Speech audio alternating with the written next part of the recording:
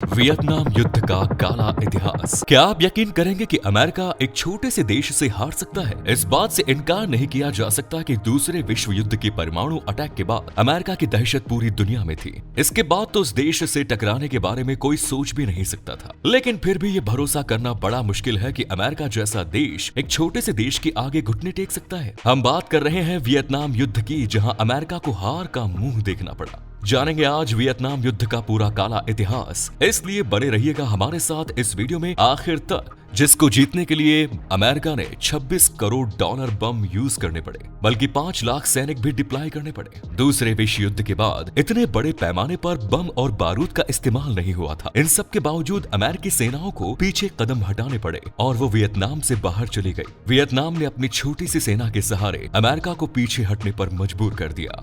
History of Vietnam war. ये समय 19वीं सदी के मध्य का था, जब ब्रिटेन, पुर्तगाल, फ्रांस जैसे देश दुनिया के दूसरे हिस्सों में जाकर वहां के देशों को अपना गुलाम बना रहे थे। वहां के लोगों पर अपना कल्चर और एडमिनिस्ट्रेशन थोप रहे थे। साल 1857 में वियतनाम में जिंदगी सामान्य तरीके से चल रही थी। आज का लाओस और कंबोडिया उस समय वियतनाम का ही एक हिस्सा हुआ करता था। लेकिन इसके बाद आया साल 1858, जब फ्रांस की सेना ने वियतनाम पर हमला करना शुरू किया। वियतनाम को पूरी तरह से जीतने में फ्रांस को 20 साल का समय लगा, लेकिन साल 1887 तक आते आते वियतनाम फ्रांस के कब्जे में चला गया। उस समय इसे इंडो चाइना के नाम से जाना जाता था। हालांकि ये आज 3 देशों में बंट चुका है, वियतनाम, लाओस और कंबोडिया। फ्रांस का वियतनाम पर लगभग 1941 तक शासन चलता रहा। इसके बाद जापान की सेनाओं ने वियतनाम पर हमला किया। उस समय वियतनाम में कम्युनिस्ट शासन चल रहा था और इस एडमिनिस्ट्रेशन को लीड कर रहे थे हो ची मिन्ह। उन्हें जापान का वियतनाम पर यह हमला बिल्कुल भी पसंद नहीं आया। हो ची मिन्ह वियतनाम के सबसे बड़े कम्युनिस्ट नेता थे, जिन्होंने साल 1930 में फ्रांस के विरुद्ध संघर्ष शुरू किया और वियतनाम में इंडो चाइना कम्युनिस्ट पार्टी की शुरुआत की। जापान के हमले के विरुद्ध हो ची मिन्ह ने स्ट्रगल शुरू किया और वहां पर विट मिन्ह पार्टी की शुरुआत की। सेकेंड वर्ल्ड वॉर के समय में चाइना और अमेरिका का कॉमन एनिमी जापान था। ये इसलिए दोनों देश आपस में मिल गए और उन्होंने वियतनाम की मदद की।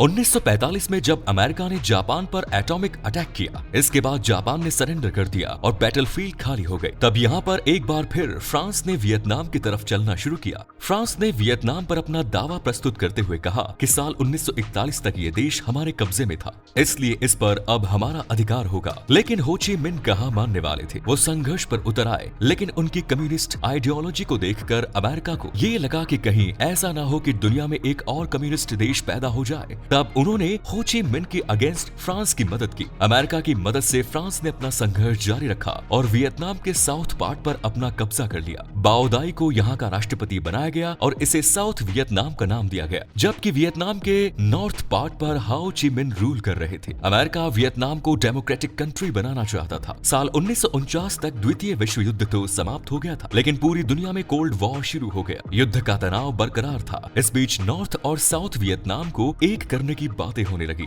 लेकिन समस्या एडमिनिस्ट्रेटिव सिस्टम को लेकर थी। नॉर्थ वियतनाम में कम्युनिस्ट शासन अपनी पकड़ मजबूत कर रहा था, जबकि दक्षिण वियतनाम में बाओ दाई ने हिटलर के रास्ते पर चलना शुरू कर दिया। अमेरिका की नाराजगी के लिए बाओ दाई का ये व्यवहार काफी था। इधर हो ची मिन्ह केवल उत्तरी वियतनाम से संतुष्ट नहीं थे। वो हर कीमत पर चाहते थे कि वियतनाम का दक्षिणी हिस्सा भी उनके शासन प्रणाली के अधीन आ जाए। अब इन दोनों देशों के बॉर्डर पर स्ट्रगल शुरू हो गया। इन तमाम सर्कमस्टेंसेस के बीच फ्रांस ने लाओस को 1949 में और कंबोडिया को 1953 में अलग देश घोषित कर दिया। मतलब पश्चिमी देशों ने फूट डालो और राज करो की नीति का इस्तेमाल केवल भारत में ही नहीं किया, बल्कि वियतनाम में भी इसका इस्तेमाल किया गया। इसके बाद समय आता है 26 अप्रैल 1954 का, जब फ्रांस ने जिनेवा एकॉर्ड की बाउंड्रीज के अकॉर्डिंग वियतनाम से कॉम्प्रोमाइज किया। अमेरिका ने दक्षिण वियतनाम में बाओ दाई को राष्ट्रपति के पद से हटा दिया और उनकी जगह निगो दिन दिम को राष्ट्रपति बना दिया, जो कि कैथोलिक कम्युनिटी से था, जबकि साउथ वियतनाम के ज्यादातर लोग बौद्ध थे।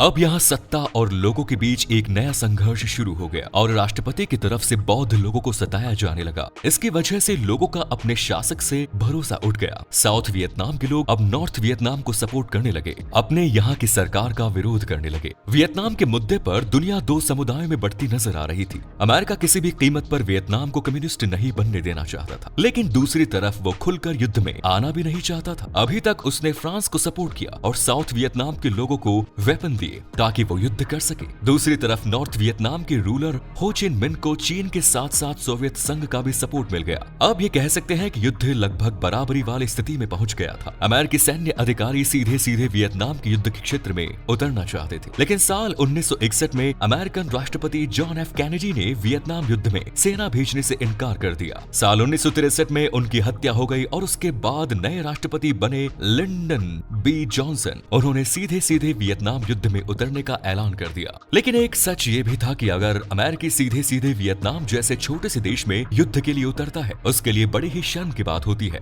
तब अमेरिका ने एक षड्यंत्र रचा और यह खबर फैलाई कि साउथ वियतनाम ने उनके गल्फ ऑफ टोंकिन में उनके समुद्री बेड़े पर हमला कर दिया है। इसके पहले कि इस हमले की सच्चाई सामने आती, अमेरिकी सेनाओं की एक टुकड़ी 5 मार्च 1965 को वियतनाम युद्ध में हिस्सा लेने पहुंच गई। लेकिन वियतनाम के घने जंगलों में अमेरिकी सेनाओं के लिए सरवाइव करना भी मुश्किल हो रहा था। इसलिए अमेरिका ने केमिकल का उपयोग करके इन जंगलों में आग लगानी शुरू कर दी।